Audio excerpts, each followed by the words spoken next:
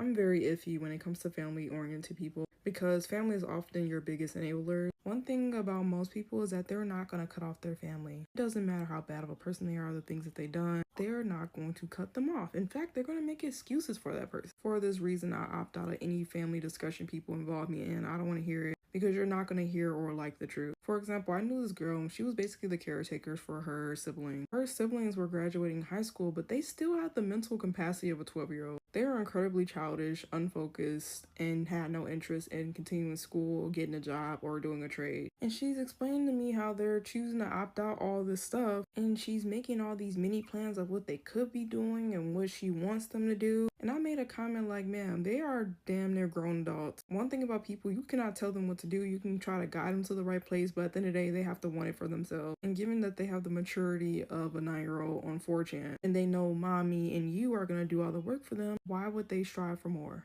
You're going to take care of them regardless of if they do something or not. And she got super offended by that. You don't know my brother, stay out of my family's business. You just told me the whole spiel. You're ranting to me about your family. And it was at that moment I realized people are going to go 10 toes down for their family. It is not far-fetched that people will cover up murders for their own family. They will literally put your dead body underneath a rug with no cash and no questions asked. So yeah, I don't surround myself around family-oriented people. There's a clear line between supporting someone and doing everything for them. It's important for you as a grown adult to have those boundaries between those two. Otherwise, you're going to be burnt out.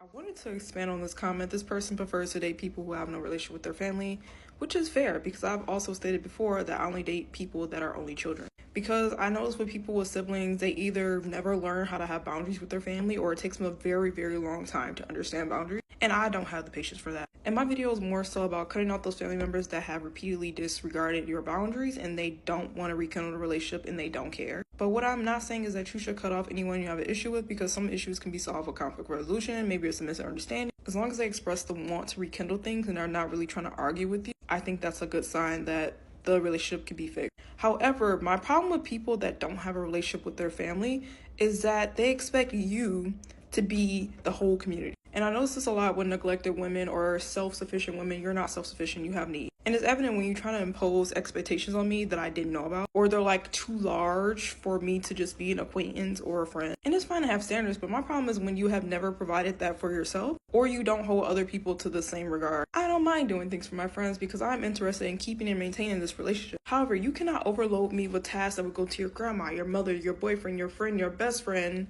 because you have nowhere else to dish these requests to. It often becomes a one-sided relationship where someone gets burnt out or someone is holding resentment over someone else's head because they're not fulfilling their needs. So that's why I said it's important for them to have like a favorite auntie, a favorite cousin to like vent to. It don't even have to be family. It could be community, but you need somebody, something, some people that you can go to when you need connection because I'm not about to be everything for you.